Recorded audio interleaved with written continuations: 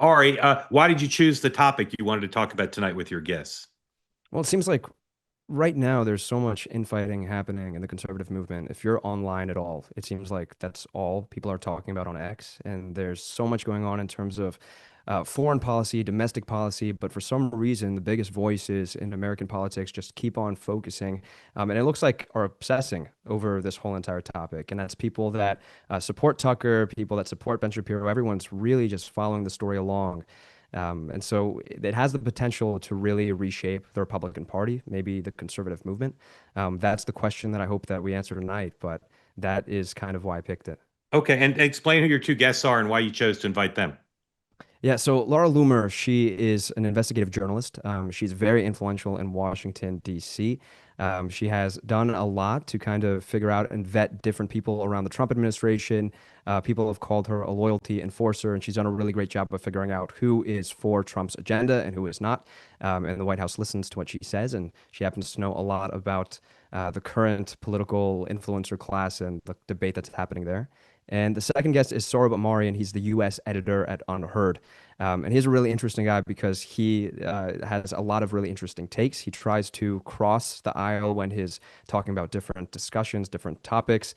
And in terms of this whole entire debate, he's had some interesting articles he's written that have a little bit of a different kind of nuance about the topic. So that's why we're bringing on these two guests. They have some good insider information analysis on this.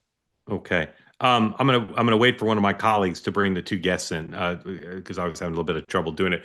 So the guests will be here in a minute. And then Ari, just I'll remind everybody: peace, love, and understanding, presumption of grace to all. This platform is to respect other people's points of view. And I always say, don't send me an email saying, Mark, you had so and so on, and I disagreed with what they said, and I'll never watch again. Send me an email saying, Mark, thank you for allowing me to hear a different point of view that I hadn't been able to hear before in such a reasonable and respectful environment. So I'll remind everybody about that. I do it periodically. I do it before because Ari's going to have a lot on his mind here. He doesn't need to also enforce manners. I'll ask again, my colleagues, when the two guests are here, you bring them in. Ari, tell folks a little bit about how you got to where you are today in terms of journalism. You're a relatively young man, so what did you do before you started the newsletter, and how did you get the idea to start it?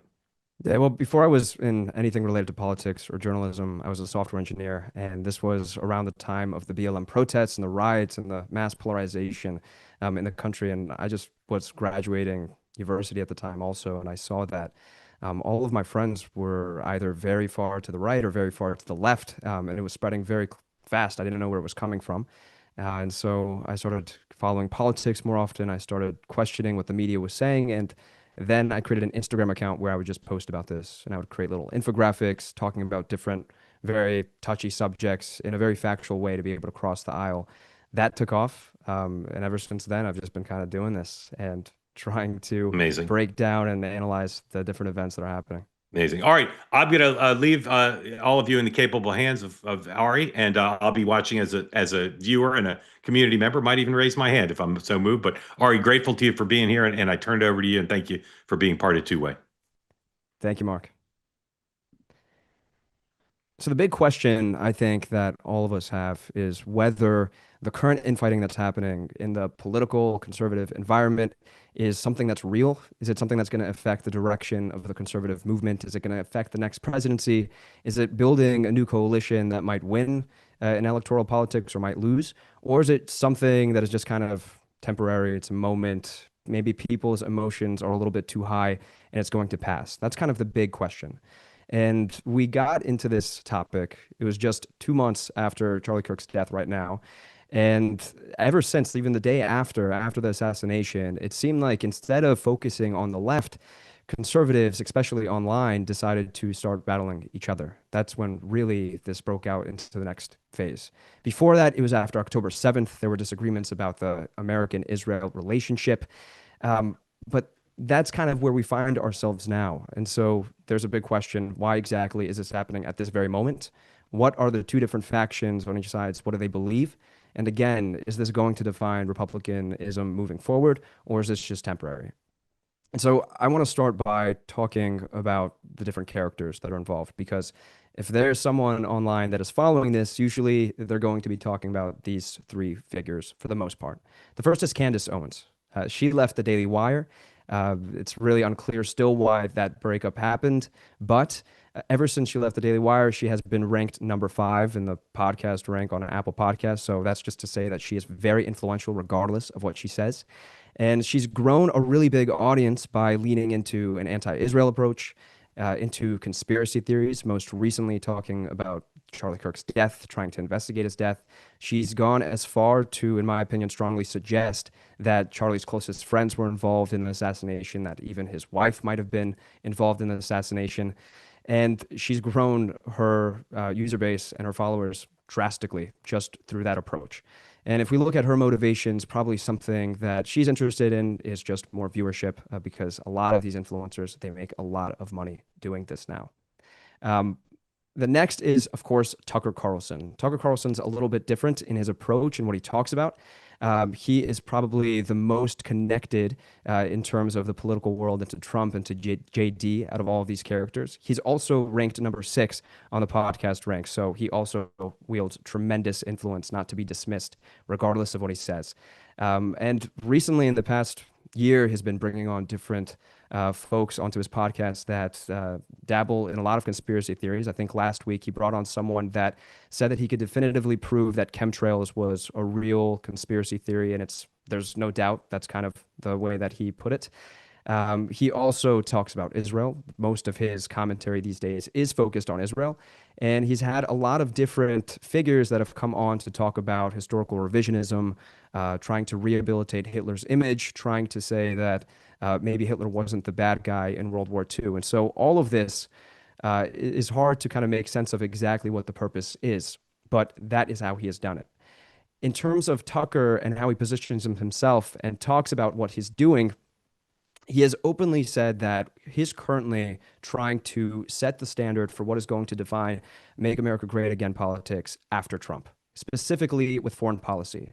And so by bringing all of these different folks onto his podcast and by expanding what the conversation is about and trying to limit the conversation on different sides of the aisle, he is trying to become the kingmaker so that when the next election happens, it's going to be Tucker's influence that matters. And the candidates will probably, in his hope, try to follow what Tucker wants to happen. In terms of enemies that he's made while doing this podcast and taking this new direction, he has openly said that Christian Zionists are a big enemy of his in terms of their support for Israel. And he has platformed people like Nick Fuentes, which we'll get to next, that his enemy is very clearly Jews in America. So that is the next person, Nick Fuentes. He is ranked number 1 on Rumble. There was actually a really interesting story about 2 or 3 weeks ago where someone from the Nick Fuentes fan base decided to just take the live streams that he was doing and put them onto a podcast and upload them onto Spotify. And it quickly shot up to number 1 on Spotify before Spotify removed it. So that just goes to show you that him and his audience are also very influential, despite the fact that they don't operate in the same kind of podcast world. He's pretty much spent the past decade building this loyal cult fan base among young, disillusioned men that don't really see like a path forward in the current political conservative world. And the center of his ideology, which is different than Candace Owens and Tucker Carlson, is that he is very openly anti-Semitic. He doesn't hide from it. He talks about it very openly. In fact, he's pretty proud of it. Whereas people that accuse Tucker Carlson of being an anti-Semite, Tucker will go the other way and try to actually denounce anti-Semitism and distance him away from that.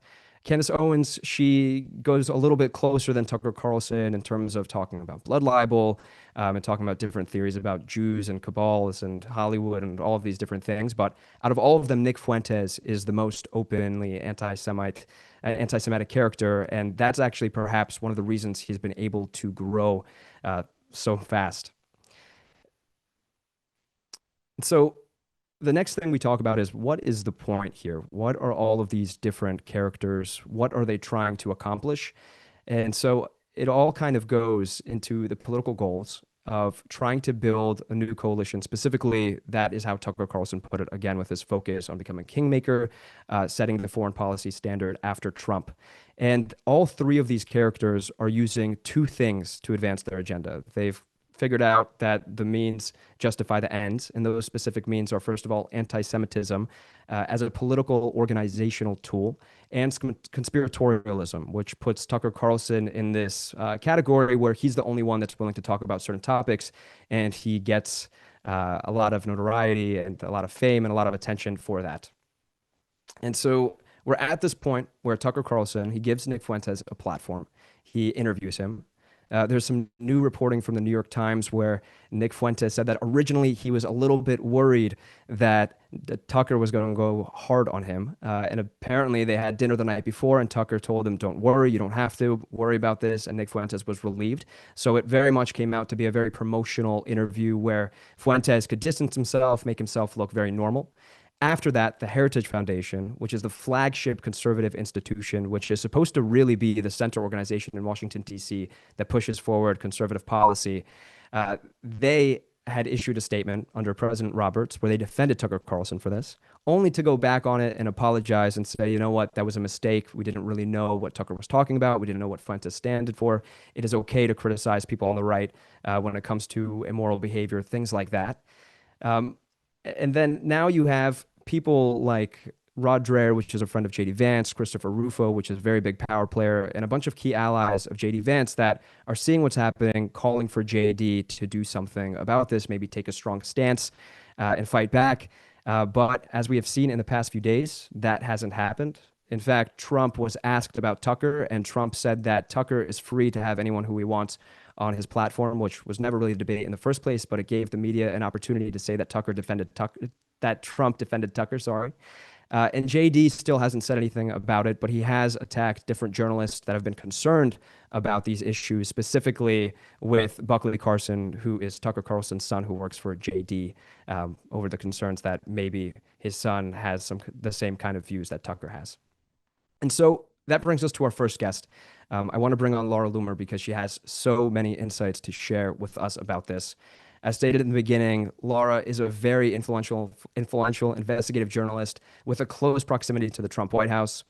She's become a strong outside voice in the personnel debates, ideological disputes, and the broader strategic conversations on the right and in the administration. Laura, thank you so much for joining us. Yeah, thanks so much for having me. I really appreciate you inviting me on. The first question that I have for you, because you've spent a lot of time talking about this and tracking what everyone is saying, what is going on with Tucker Carlson? Because it seemed like 2 years ago, you couldn't predict that this was going to happen, but here Tucker Carlson is. What do you think has happened? What do you think he is trying to accomplish? Well, it's pretty obvious to anybody who's ever watched Tucker Carlson or seen the progression of his political career and his commentary on Fox News that he's done a total 180 on his political philosophy. You can look at clips, and there's a lot of people out there actually who have been putting these side-by-side clips, comparing the statements made by the individuals that you mentioned just, a couple of moments ago, Tucker Carlson, Nick Fuentes, Candace Owens, and they show statements that they made several years ago, and they compare it to statements that they're now saying. The only one who's actually really been consistent the entire time is Nick Fuentes because, well, like you said, his views have always really been the same. He is who he says he is, right? And we kind of know what he represents. But Tucker Carlson has, since going independent and leaving Fox News, had to really find his own way. He had to secure funding. He had to raise money for his venture, Tucker Carlson News Network. And where did he go to acquire that money? Well, he went to the Islamic community, and he received a $15 million contribution from an individual by the name of Omid Malik, who's half Pakistani and half Iranian. And so the question needs to be asked, has Tucker Carlson and his sharp pivot into defending Islam, into criticizing Israel, and it's not even just criticism of Israel. I think that we can all admit that Tucker Carlson has now engaged in full-blown demonization of the Jewish people. As you just mentioned, he's having people on his program who are engaged in World War II revisionism, trying to sell the idea that Hitler wasn't really so bad after all. And maybe, just maybe, the Americans should have allowed for the Germans to win World War II. Who does this serve, right? Who does it serve when Tucker Carlson has the president of Iran on to deny the fact that the Iranians were implicated in the assassination attempts on President Trump? President Trump in his own campaign have stated that the Iranians were involved in the attempted assassinations on President Trump's life. You think that President Trump doesn't know who tried to assassinate him?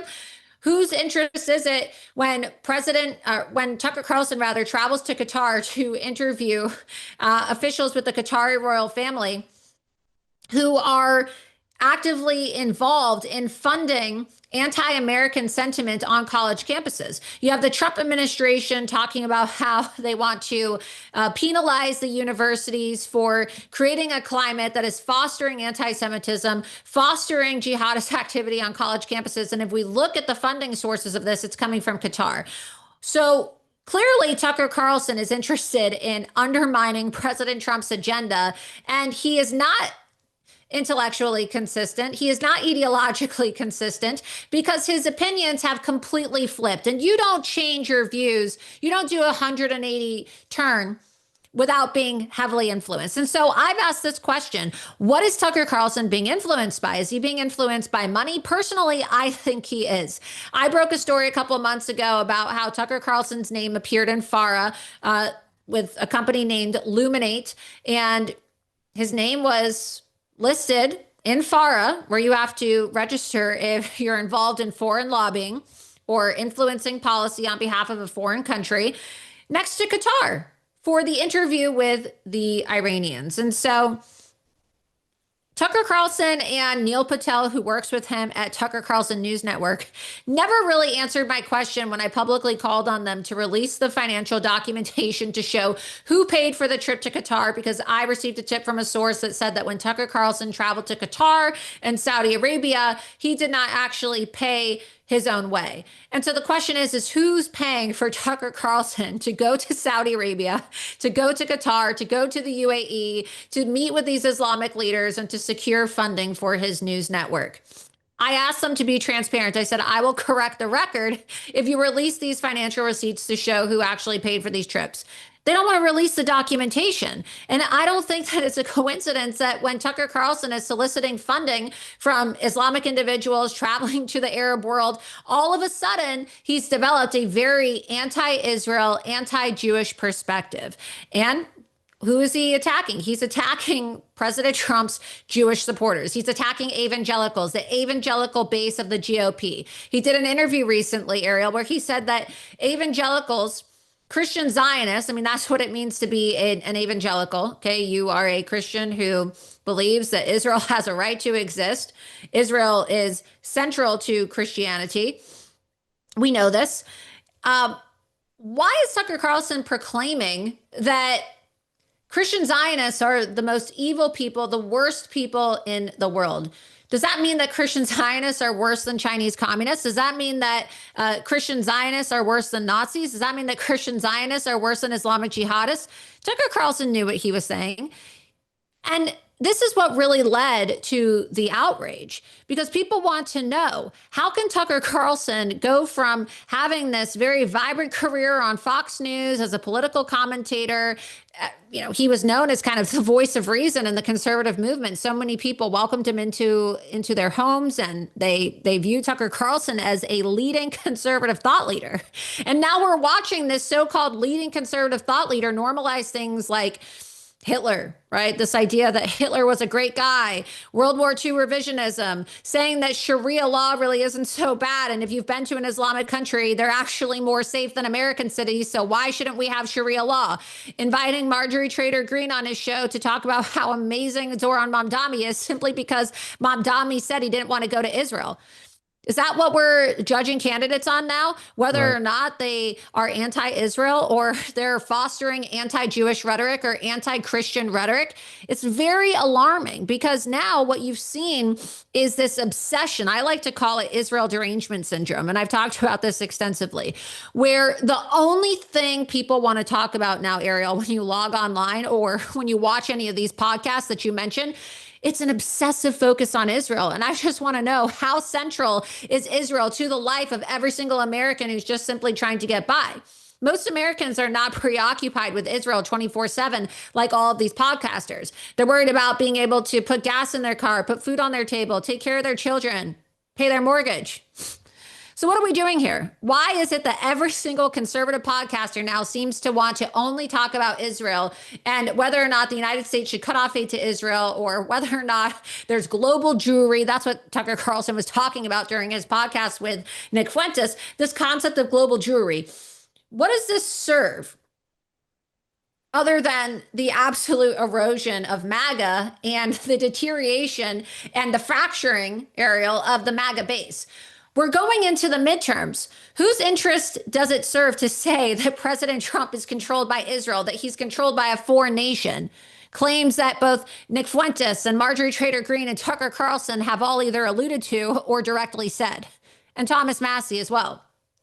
Let me ask you this, because what a question that we get from a lot of our readers whenever we talk about Tucker Carlson is we describe him as part of like this infighting in the conservative movement. And all of these things that you're bringing up are not anything that conservatives actually believe in. So you could probably argue that Tucker is not necessarily a conservative right now if he was before. Well, he's not really a conservative. No, I mean, you can't be defending Sharia law and condemning the GOP base because they're Christian Zionists. We're not focused on talking points as it relates to foreign policy. I have no problem if people want to be anti-Israel. Personally, I'm pro-Israel. I believe Israel has a right to exist. I don't really understand why you have to be anti-Israel. You can be against the war. You can be against the use of force that has been displayed and carried out by the Israeli government against the Palestinian people. I personally think it's justified. I do. I mean, look, Hamas is a terrorist organization and they have taken hostages, and I mean, there was just a vicious attack yesterday. Early this morning, I saw the report on X, got news notifications that there was another Palestinian terrorist attack in Israel, in Judea and Samaria. And so Israel is really on the front line of combating the global Islamic jihad. And this idea that Israel is just some kind of a leech and that we're not benefiting from the relationship with Israel. We invest $3.8 billion a year into Israel. We get about $48 billion of a return on our investment. It's such a one-sided conversation, but it doesn't matter at the end of the day because most Americans are not focused on Israel, Ariel. And so they've decided to make it the key issue that everybody needs to be focused on. Okay, to the point where Candace Owens is now implying that Israel actually assassinated Charlie Kirk. So it's no longer just a conversation about, oh, well, the war between Israel and Hamas, whose side are you on? They are now trying to make Israel and blame Israel for every single issue in America. You know, you talked about Nick and his show. He's basically been able to amass a very large following by convincing disaffected young men, particularly white men who have every reason in the world to feel aggrieved because of anti-white racism in America. But he's decided to say that Israel is the reason why all of their issues are happening. If their life is screwed up, their girlfriend dumped them, they can't have a house, they're not making enough money, they didn't get the job promotion that they wanted, blame Israel. That's not taking personal responsibility. That's not promoting accountability. What you're seeing is a deliberate fracturing of the MAGA base. And maybe it's being foreign funded, maybe it's not. I personally think it's being foreign funded. You have people that are saying that MAGA's dead and that it's now, they're not even happy with the term America First. They don't even think that America First sums up what they want. Now they're saying America only. Well, what is America only, Ariel? That is isolationism. Can anybody listening right now point to where Donald Trump campaigned on being an isolationist president? When did Donald Trump say that he was going to be an isolationist president? When did Donald Trump say that we were going to completely cut off Israel or we were going to turn into an anti-Israel country? Is Israel not a strategic ally? Just to ask you about this, because one of the things that people are trying to do is they're trying to have JD say something about this, right? He's the vice president. He should. He's the vice president. When you're the vice president, you don't get to have the luxury of putting your friends above the country. He can be friends with Tucker Carlson in his private life, and he can, you know, say that Tucker Carlson has a right to free speech.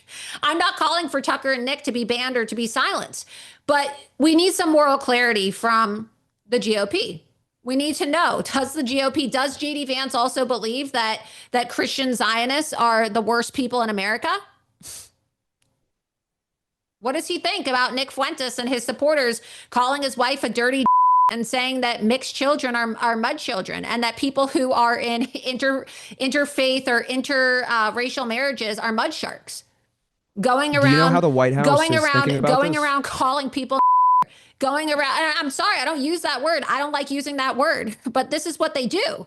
And so we need to ask ourselves in the GOP, are we going to be a party where we just go around calling people and I mean, is that what we're going to be doing as a GOP? Are we going to be able to actually bring people into the party by going around saying, wow, Hitler was so cool. And by the way, you're not welcome in our party unless you're a white Christian. No, no, no, no.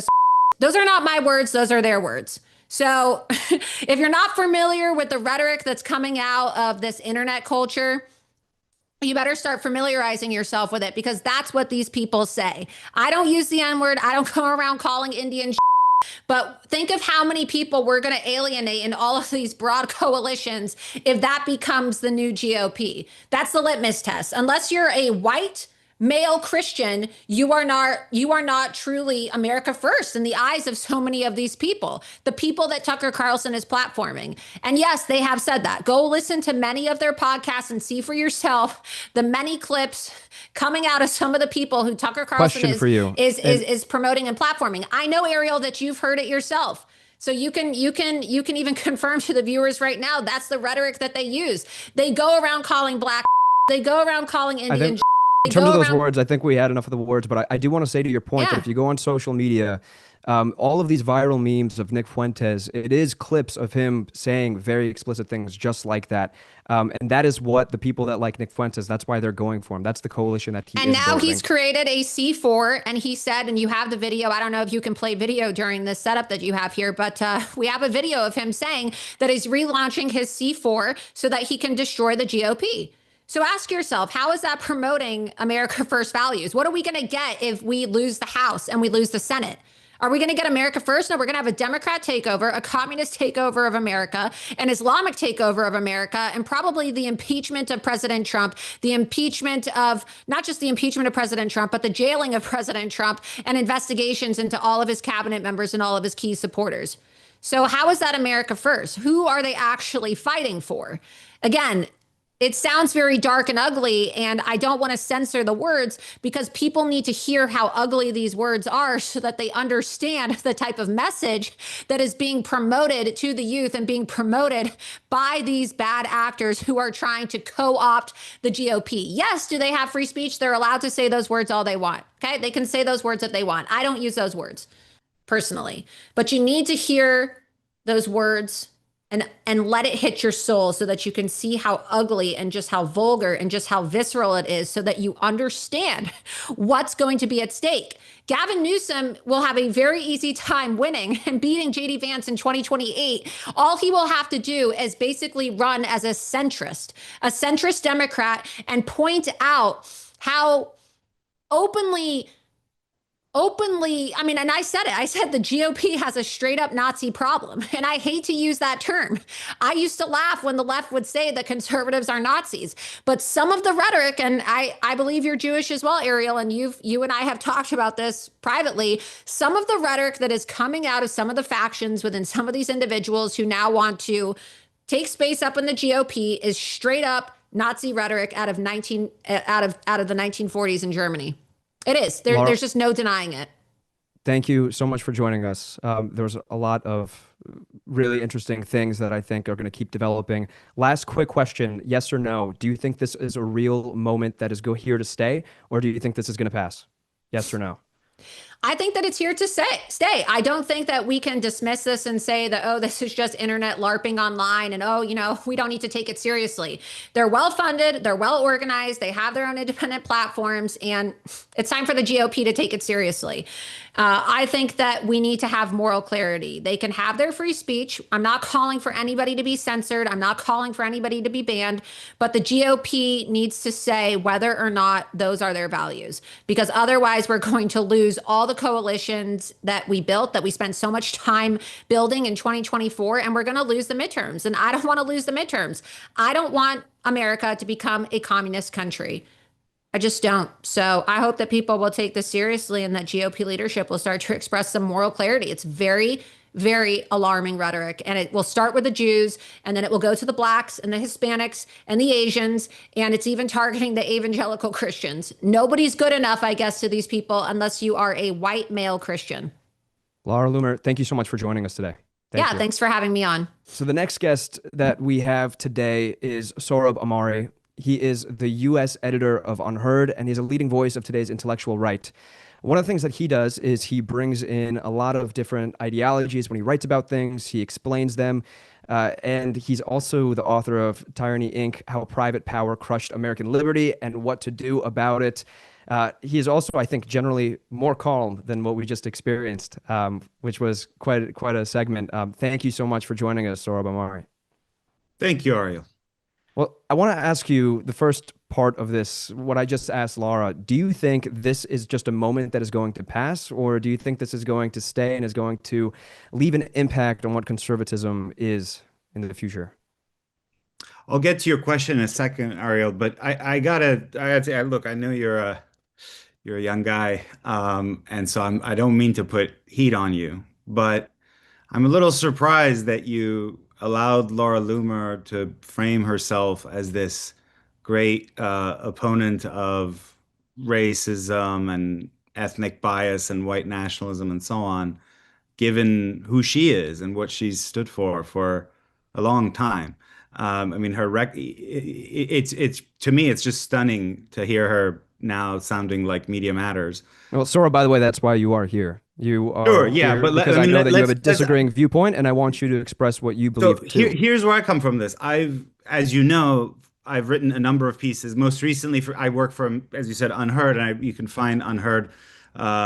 One of my pieces, the headline is "Save Us from the Crank Right," and by the crank right, I mean the whole kind of constellation of podcast bros, Candace Owens, who promote what I think is like a version of AM talk radio that used to be late at night. If you're younger, but I'm 40, and like 15 years ago, you could drive in the middle of the night, through the heartland and tune into some random radio stations, and there'd be some guy who'd be like, well, we know that about 30% of people in America are implanted by the visitors, the aliens, like that kind of stuff. Now it's on Twitter, because of the collapse of traditional media, because of all sorts of things, these types of people find huge audiences, and there's no guardrails against them. So that's where I stand on this. However, let's be clear about some of the things that Laura Loomer has said. She is one of these cranks. For example, in 2020, she said that there must be, quote, weather manipulation going on to try to help Nikki Haley in 2024 in the Iowa Republican primary, because there was a great snow. She said, sounds like weather manipulation to me. She just now lamented the use of anti-Indian slurs like Jeet when Kamala Harris was running as the Democratic Party's presidential nominee. She said that the White House will smell like curry if Kamala wins, and that speeches will be facilitated via Indian call centers. Sorry, I just want to stay on topic here, and I understand no, the importance of bringing this on because here. I think it's very important for your viewers to know what exactly Laura Loomer is. She said that she has described herself as she would support a white ethno state, and then she's a white nationalist.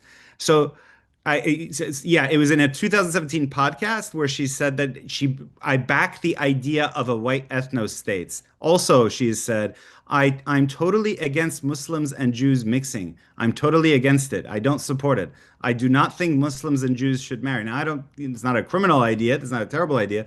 But there is a lot that she said that is just really cray-cray, Ariel. And so, what do you think right now about because you're challenging Tucker, right? The premise of your question is, why is Tucker hosting this and that, not being challenging enough of his guests? And yet I watched you give like an uncritical platform to Laura Loomer for 15, 20 minutes.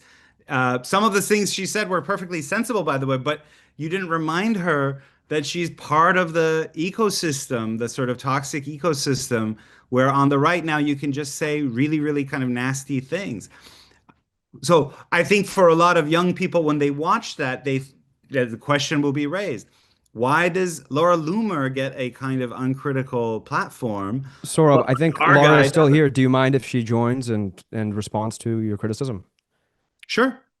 No, our format was one-on-one, you and me. because I would debating is about serious ideas, and I don't think with someone like Laura Loomer you can have a serious conversation. I mean, the things that I quoted, for example, the weather manipulation, you should have asked her in 2020. You're the host. I mean, I think that I think that there was a blizzard in Iowa during the Iowa caucus, and clearly, I guess you just don't have a sense of humor. So it was a joke, but it was a joke. And with okay, what regards about the to curry thing? You said that if Kamala Harris wins, the White House will smell like curry. And now, there's a difference between mocking Kamala Harris for talking about how, she's going to be, doing all these, she was making all these cooking videos, right, during the well, the campaign vice trail. president, And now she was being demeaning. She was being Laura, very you got a lot demeaning. of uncritical time. I'm answering your question. She was Okay, being but very demeaning the to the vice Black president at the community time by saying denounced that those she was remarks. cooking collard greens in her bathtub. And Okay, Black women said, "Is that how you feel about us, that we're going to be cooking collard greens in a bathtub?" And I was mocking the way that Kamala Harris one day said she was Black cooking collard greens in her bathtub, and that she was Indian going to the spice market in I believe it was like Pittsburgh or Philadelphia, where she was on a campaign trail where she went to an anti-Trump spice market that was owned by a Democrat mega donor. And I was highlighting her racial pandering. But what I don't understand is, why is it that you have to attack me instead of agreeing that we should not be going around calling people? And I'm going to say it again. Do you think that we should be calling people? We Do it's you going think to that? hurt the YouTube, the Okay, streaming on YouTube. then I won't say it. But do you really honest? Like, why are you no, I'm attacking just me saying instead of finding common ground? I'm I having get it. I trouble. get it. You don't like me, but why can't we find common ground in saying that we would like to not have a crank culture? You may not like some of the Because things that I've you said, are but the crank culture, Laura. I'm You not part of the embody crank culture. culture. I have been very consistent in calling out Candace Owens and Tucker Carlson for the things that they've said, blaming Israel without any evidence whatsoever that they had something to do with the assassination of Charlie Kirk, pushing World War II revisionism. I don't understand what you're saying. I've never been allowed on Tucker Carlson or Candace Owens' show. Both of them have viciously condemned me and lied about me and smeared me on their show.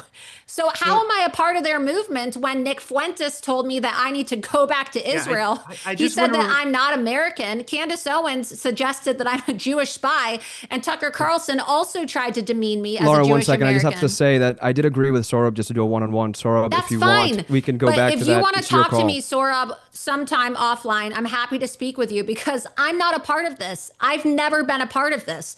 There are a lot of lies about me on the internet, on Wikipedia, and I'm happy to have a conversation with you one-on-one to tell you exactly what I believe. I will have a conversation with you. Laura, thank you so much for joining us. Thank you. I mean, I just don't see the difference between. I mean, one is a slur, it's the Jeet slur, and the other is saying that the Kamala would make the White House smell like curry. I mean, that's a pretty demeaning remark. I should also note that now Vice President Vance denounced Laura's remarks. He said that I do not like those remarks when she said that. So again, I mean, she brings up the fact that he's married to an Indian American Well, I guess I'm woman. trying to understand what your point is. Is the point that you're trying to make is that there's a lot of people right now in politics that are saying many things and that it's not a story, or and I'm trying to kind of gauge and understand I just whether think it's these I few just think people. it's important that if we are going to challenge Tucker Carlson for giving an uncritical platform to Nick Fuentes, and I do agree. I wish I don't mind Tucker having Fuentes on. And I thought that the interview was productive in some ways, but I wish he would push him on some of this stuff. And he said, "Look, if you want to do your own interview with Nick Fuentes, go for it." And Well, so I'll just push back on one that's thing you're how I saying want to do here, it. is And I'm because saying, you gave me a little bit of criticism for not pushing back on Laura, but I want to say, first of all, I'm not number 5 podcaster in the world. I am also not bringing on Laura to find out about her and what she believes in, which is what Tucker did with Fuentes. And there's no agenda here besides trying to get her insights on what is happening in the political conservative influencer movement that she yeah, is and a I'm part of. saying that her insights are inextricable from a very long record of saying crazy inflammatory things that aren't that different from the kinds of things that the Groypers say, right? So like, I just, I like it. it's the kind of thing that I think a lot of people who might be, and I'm not, believe me, like the Groypers call me a brownoid, whatever, Jew lover, all this stuff all the time. Um, but one puts oneself in their shoes and says, hey, why does Laura Loomer, why is she given an uncritical platform for like 18 minutes to denounce the kinds of rhetoric that she herself has long trafficked in?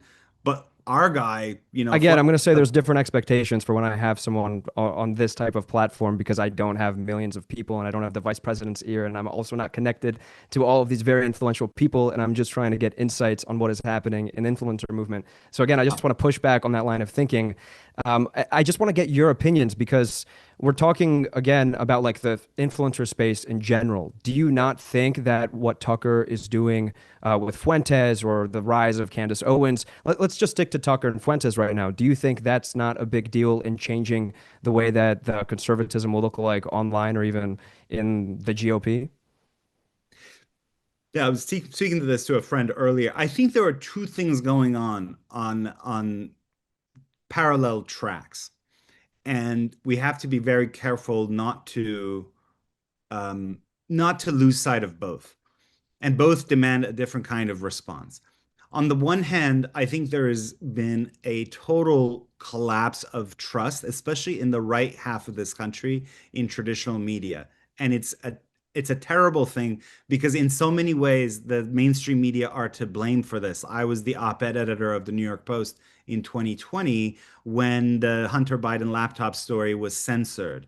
And also we had a piece early on, it was an opinion piece early on, um, in which a writer named Stephen Mosher said, "Hey, there is this Wuhan virology lab that happens to be near the epicenter of the pandemic. Maybe it could be that it's somehow, a man-made incident, or at any rate, it was an accidental leak."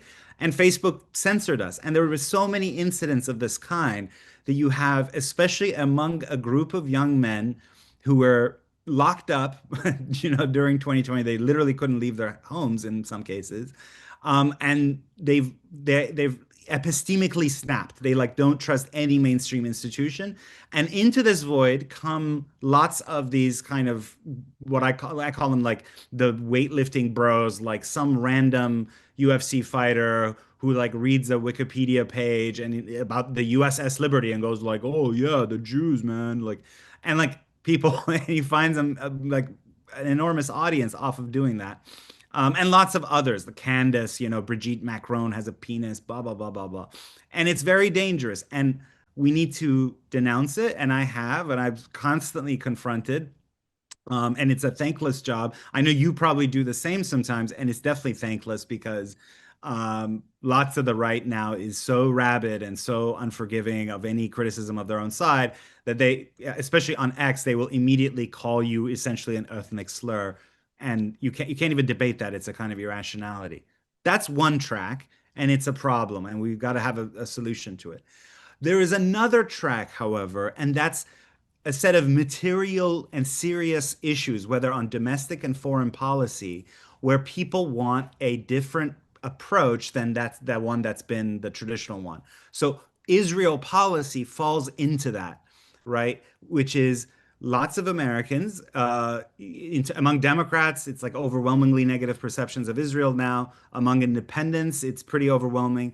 And even among Republicans under 50, the Jewish state is unpopular. Well, And by the that's way, even with Bibi, he himself has said that it's probably time for a different kind of approach between America and Israel in terms of sure. aid and Yeah. all I these mean, things that you're talking about. it can't come soon enough, I think, even for the good of the Jewish state itself. And what I worry about is precisely because some of the loudest voices who are willing to challenge the kind of traditional hawkish foreign policy view, maybe the reason they can do it is because they're a little crazy, also say a bunch of crazy stuff. Then there's this kind of conflation that anyone, for example, who is uncomfortable with what the current Israeli government's approach is to the West Bank is going to be lumped in as like, well, you must be a groyper, you must be a, Yeah. Candace Owens acolyte. I don't think And many I think young that's a people, mistake. And though, are thinking about the West I Bank. think the more, hey, buddy, you gave a lot of uninterrupted time to Laura. I feel like I'm getting interrupted. I look, I can We we have a can more go back to the back and forth recording. conversation. You're right. You can keep speaking. Go ahead.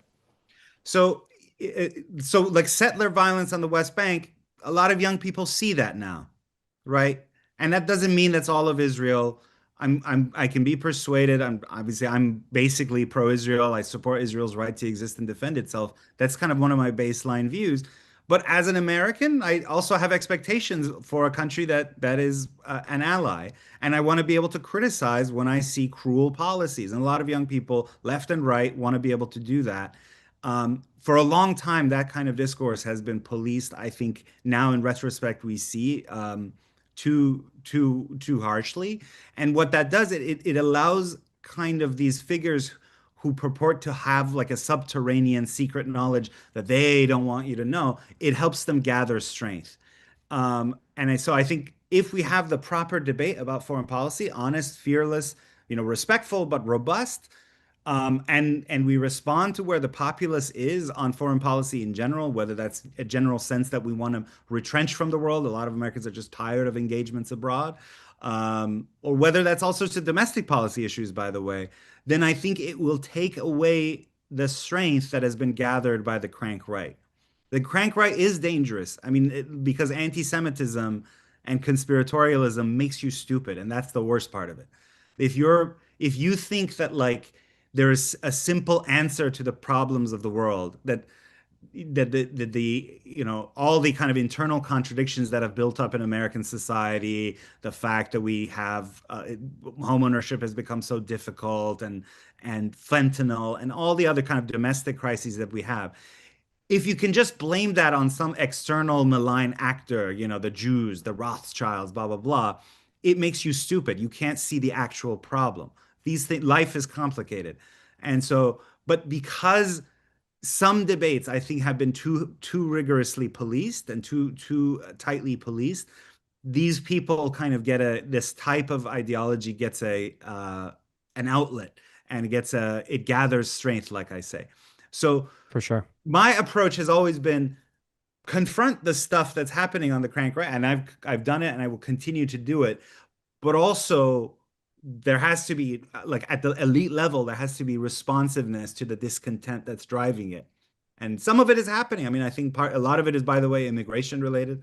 And it helps that I think we've gotten control of the border. I don't agree with everything Trump's done.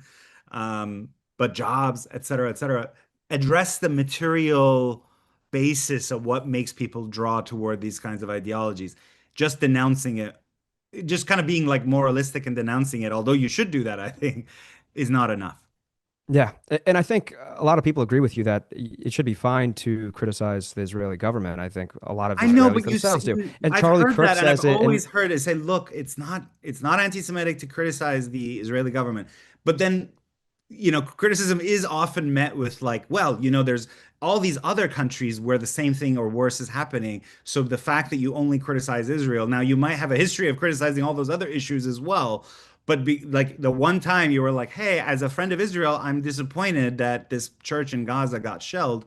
Say, like why are you picking up? Well, it is different because at the end of the day, like my taxpayer funds don't fund Hamas, and there are other places where I wish we wouldn't fund it either. But this is one where a lot of Americans, especially younger Americans, feel like they are implicated in its actions because of the closeness of the alliance. So I've always heard that, and I've said that myself. Look, it's okay to criticize the government, but when you question like the state's right to exist, et cetera, that becomes problematic. And I basically agree with that.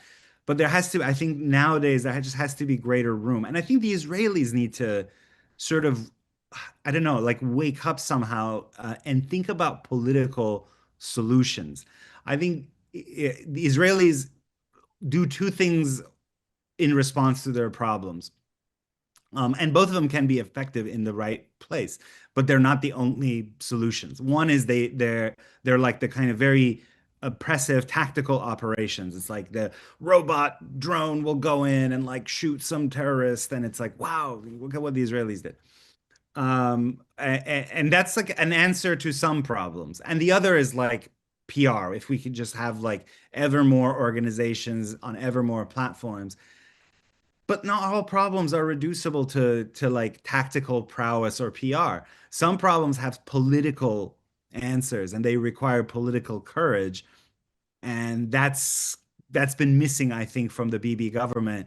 Maybe if he goes away, by the way, that's part of it as well. If Israel has a different face to the world, maybe that will help as well. But at any rate, I just want to be able to. My point here is we should be able to talk about this stuff, frankly, openly, robustly, and not say that anyone who brings up questions or criticisms like this must be in a camp with Groypers and Nick Fuentes types. Right. And I agree that people should be able to criticize, like I said. And I think Charlie Kirk was saying that. Everyone is saying that. But again, you have like the strongest criticisms. Like, let's say Tucker, he has a massive platform. He's one of the biggest critics of Israel right now, for sure, in terms of the amount of airtime that he gives to criticizing Israel.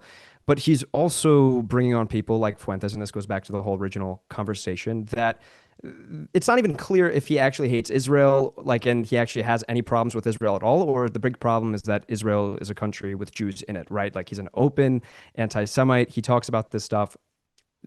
Then Tucker brings this guy on, makes him look good. So the question is, how do we solve this problem? How do we get back to just regular criticism where clearly there's these big voices that are enabling something that is far worse than criticism? It's really like a hatred, and not of a country, but more of a people. We're seeing this on social media with young people too. Like I said, I think that the material problems are really complex. I don't want to sound like saying the answer to racism, anti-Semitism is a jobs program. If you disagree with those ideas, we should confront them and say, hey, that's wrong. That's not in line with our values as a society. That's part of it. But I always think ideology has a nexus with material conditions, meaning people come to believe certain things in part because of what they're experiencing in the world. And so if you have lots of young men who are unmarriageable, who were told to get certain degrees and they went into debt and got it, and then they couldn't get jobs commensurate with those what they thought they should be able to get, and all this sort of precariousness, this characteristic of American life these days, then and they spend lots and lots of time online instead of being able to socialize in person like my generation was still blessedly able to do.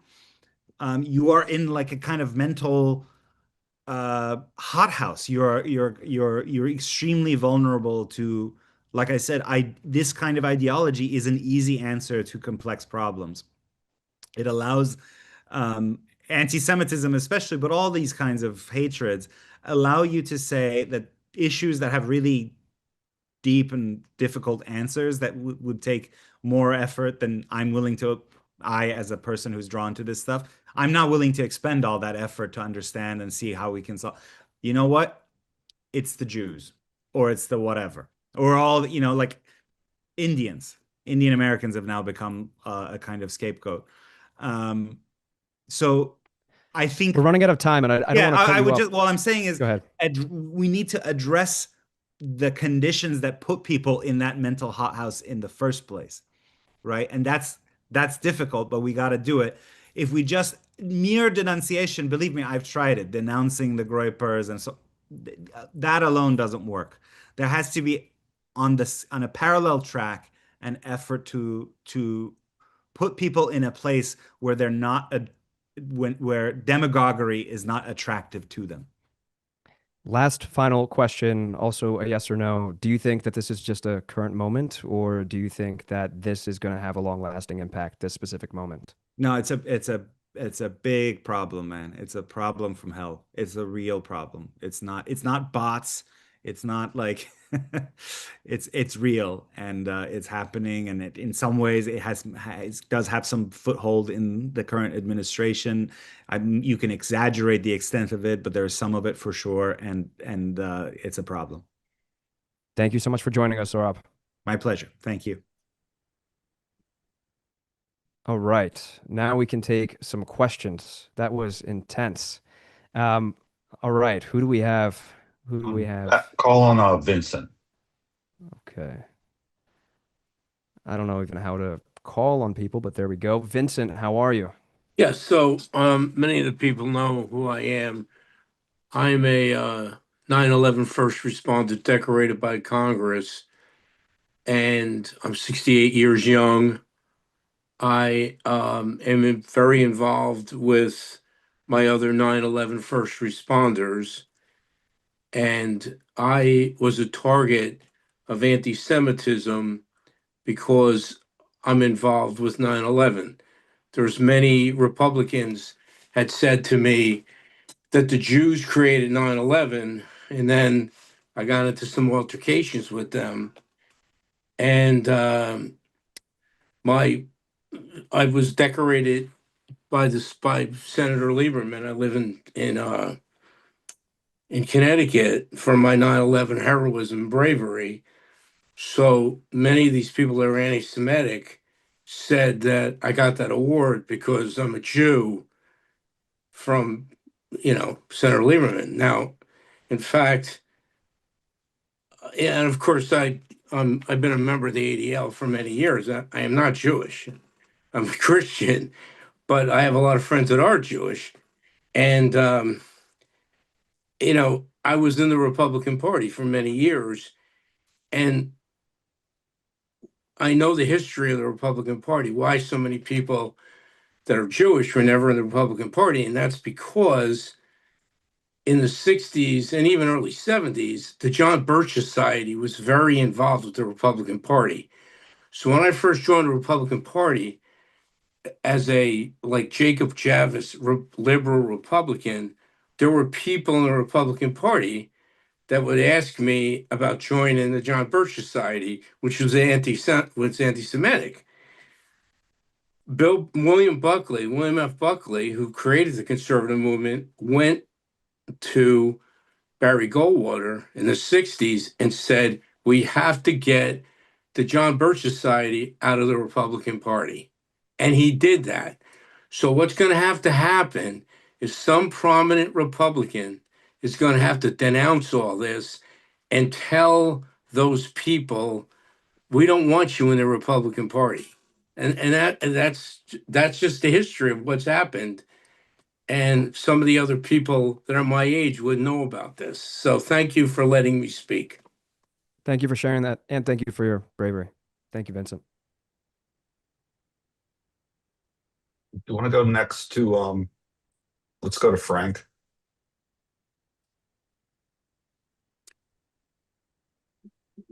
Well, that was something. Sure was. I tuned in to see what to do about Fuentes and Tucker and all these things, and we got a shouting match here. I think that my impression is that Iran won the war, but my concern is what to do about these followers of these people. They are obviously disaffected. I think that was addressed, like 4 minutes ago, and that was about it.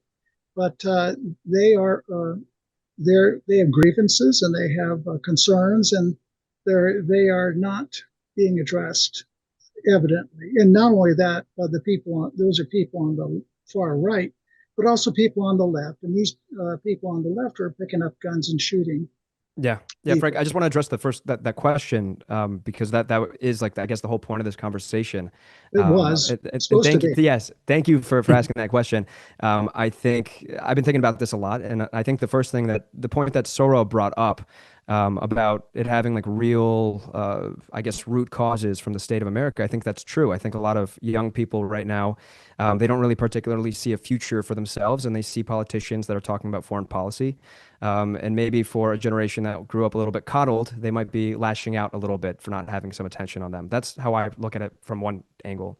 And then the second angle is I think we just really do lack real leadership that is willing to go out there and say, we're not going to have rhetoric like this in the party. We're not going to have people that talk about these things. We don't agree with it, and that's that. So far from the administration, I mean, as much as they've denounced things in the past, this current moment has pretty much gone unaddressed still. So I think that would be another component to it. Yeah, it's critical that the Republicans, whoever they are, denounce this and separate themselves. Absolutely. But what about the folks? What about the young people? I have two Gen Z daughters, and they're in trouble. All these kids are in trouble, and they need a future, and they don't have a future. At least we don't have to worry about the climate change because Bill Gates has said that doesn't matter anymore. But we need to have some hope, and for the future for the Gen Zs and etc. And we don't have that, and this is a huge problem.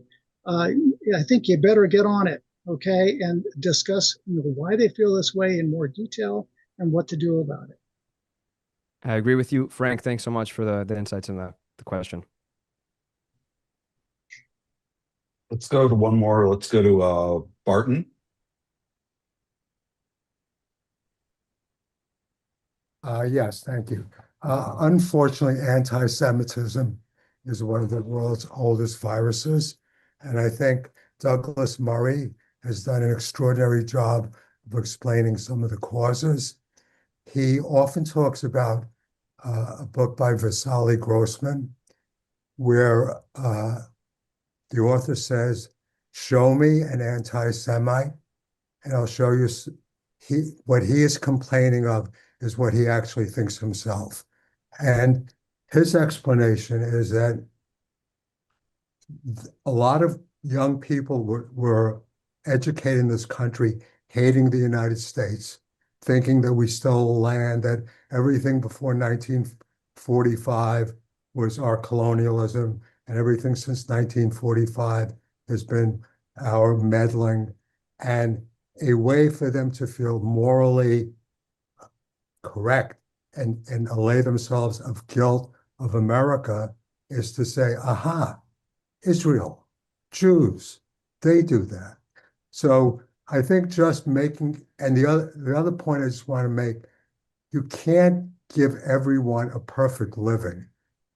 It's not just the poor economy, the fact that people are trapped. There are people that hate Jews. I'm the son of Holocaust survivors. I've heard the stories. It's a sad reality, but that's just the way it is. And we have to fight people like Tucker Carlson. We have to call it out for what it is. And Laura Loomer used some terrible language to refer to people and groups, but she's 100% right. This guy is out of control. Nick Fuentes is a total scam artist.